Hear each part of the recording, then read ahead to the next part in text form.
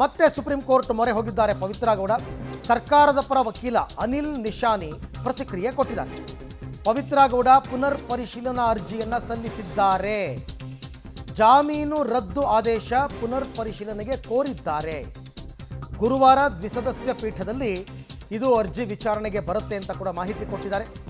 ಸರ್ಕಾರದ ಪರ ವಕೀಲರಿಗೆ ಅರ್ಜಿಯ ಪ್ರತಿ ಸಿಕ್ಕಿಲ್ಲ. ಇನ್ನುವೇ ಪ್ರತಿ ಸಿಕ್ಕ ನಂತರ ಮುಂದಿನ ಪ್ರಕ್ರಿಯೆ ನಾವು ಮಾಡಬೇಕು ಅಂತ ಅನಿಲ್ ನಿಶಾನಿ ಅವರು ಕೊಟ್ಟಿರ್ತಕ್ಕಂಥ ಮಾಹಿತಿ. ಅವರು ಅರ್ಜಿ ಹಾಕೊಂಡ್ಮೇಲೆ ಸರ್ಕಾರದ ಪರ ಇವರು ವಾದ ಮಾಡಲೇಬೇಕಾಗುತ್ತಲ್ಲ, ಕೊಡಬಾರ್ದು ಅಂತ.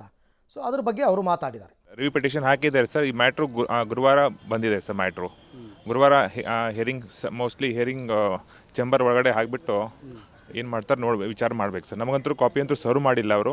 ಇನ್ ಕೇಸ್ ನೋಟಿಷನ್ ಇಶ್ಯೂ ಆದರೆ they will serve the copy. ಯಾವ ಬೆಂಚಲ್ಲಿ? Same bench sir. Last time justice Pardiwala and justice Mahadevan bench ಮುಂದೆ ಸೇಮ್ ಬೆಂಚ್ ಮುಂದೆ ಬಂದಿದೆ ಸರ್ ಮ್ಯಾಟ್ರು. ಇದು ಹೆಂಗಿರುತ್ತೆ ಸರ್? ಈಗ ಒಂದ್ಸಲ ಆರ್ಡರು ಬೇಲ್ನ ಕ್ಯಾನ್ಸಲ್ ಮಾಡಿದ್ರು. ಹೌದು ಸರ್. ಬೇಲ್ ಕ್ಯಾನ್ಸಲ್ ಆದಮೇಲೆ 3 ಮಂತ್ಸಲ್ಲಿ ರಿವ್ಯೂ ಹೋಗೋ ಅವಕಾಶ ಇರುತ್ತೆ. ಅದನ್ನು ಬರ್ಸ್ಕೊಂಡಿದ್ದಾರೆ. 3 ಮಂತ್ಸ್ ಇಲ್ಲ ಸರ್, ವಿದಿನ್ 30 ಡೇಸಲ್ಲಿ ರಿವ್ಯೂ ಪಿಟಿಷನ್ ಹಾಕಬೇಕಾಗಿತ್ತು. ಅವ್ರು ಏನು ಹಾಕಿದಾರೋ, ಬಟ್ ಇವಾಗ ಮ್ಯಾಟ್ರ್ ಮಾತ್ರ ಲಿಸ್ಟ್ ಆಗಿದೆ ಕೋರ್ಟ್ ಮುಂದೆ ಸರ್. ಇವಾಗ ನೋಡೋಣ ಸರ್ ಗುರುವಾರ ಏನಾಗತ್ತೆ ಅಂತ ಹೇಳಿ ವಿಲ್ ವೇಟ್ ಆ್ಯಂಡ್ ಸಿ. ಏನಿರ್ಬೋದು ಸರ್? ಅದು ಒಬ್ಬರೇ ಇದೀವಿ ಅಥವಾ ನಾವೇನು ತಪ್ಪು ಮಾಡಿಲ್ಲ ಅಥವಾ ಮೋಸ್ಟ್ಲಿ ಗ್ರೌಂಡ್ ಏನು ಹಾಕಿದ್ದಾರೆ ಅಂತೂ ನಮ್ಗೆ ಇನ್ನೂ ಕಾಪಿ ಸರ್ವ್ ಮಾಡಿಲ್ಲ sir. Mostly as a woman ಇದೀವಿ, ಲೇಡಿ ಇದ್ದಾರೆ ಅಂತ ಹೇಳ್ಬಿಟ್ಟು ಏನಾದ್ರು ಹಾಕಿರ್ಬೋದು ಸರ್.